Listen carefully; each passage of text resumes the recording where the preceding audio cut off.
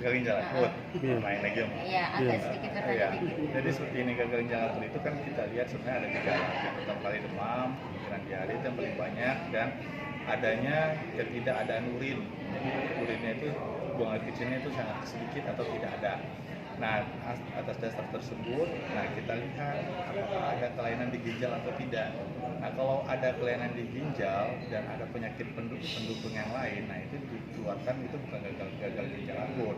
Tetapi kalau seandainya dilihat ternyata di bagian ginjalnya itu baik, nah itulah dinyatakan sebagai gagal ginjal akut. Nah, banyak juga sih sebenarnya kejadian-kejadian tersebut yang bukan gagal ginjal akut, tetapi campuran dari penyakit ginjal yang lain untuk anak-anak.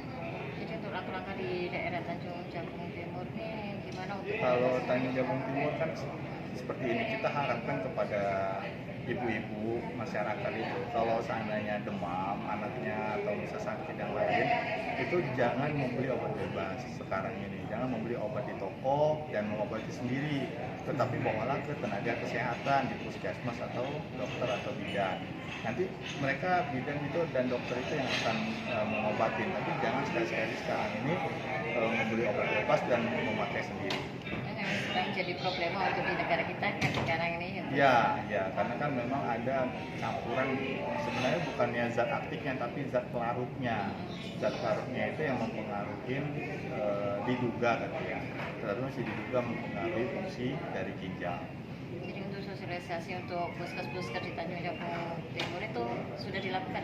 Sudah, saya dari Dinas Kesehatan Provinsi itu sedang mengingatkan kepala dinas kabupaten kota, rumah sakit, dan apotek untuk sementara waktu itu tidak menjual obat-obatan dalam bentuk sirup. Nanti kalau itu nanti tenaga kesehatannya lebih tahu memakai puyer atau memakai yang lain.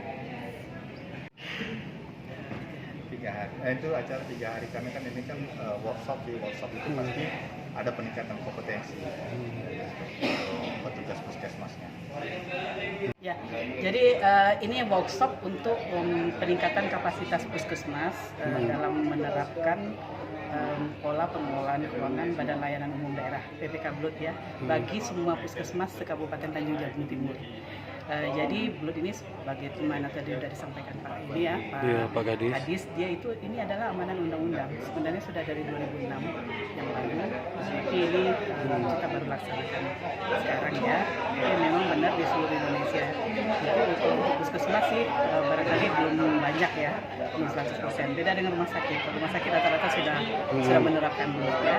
Nah sebenarnya puskesmas juga harus menerapkan BLUT karena puskesmas itu adalah pelayanan publik, pelayanan kepada masyarakat. Jadi kalau dia menerapkan BLUT, maka ini upaya untuk menciptakan kualitas pelayanan yang lebih berkualitas. Kenapa BLUT itu bisa menciptakan pelayanan berkualitas? Itu yang tadi sudah kami sampaikan paparkan tadi ya, bahwa mereka akan cepat untuk memenuhi kebutuhan pelayanan. Jadi misalnya kebutuhan pelayanan, misalnya ada kekurangan obat kah, atau ada kerusakan tiba-tiba pada ruang pelayanan misalnya kan.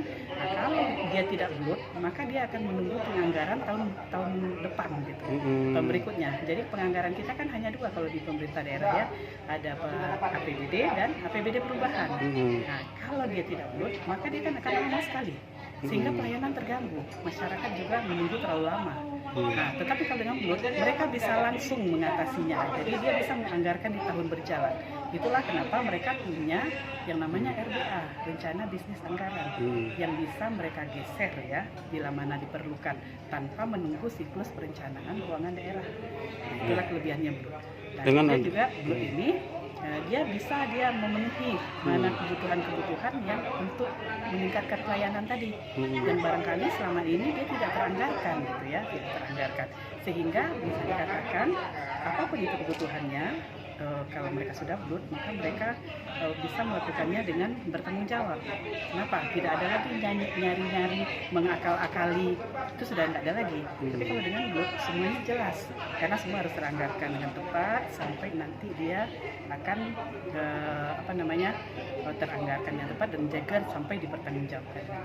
Jadi sebenarnya BLUT ini bukan sebuah barang baru ya.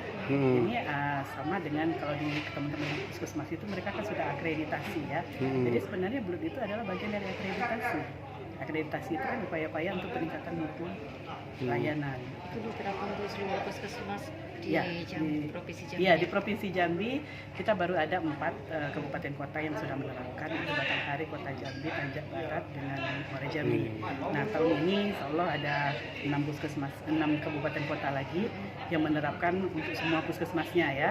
Untuk semua puskesmasnya, nanti di tahun depan juga akan ada lagi.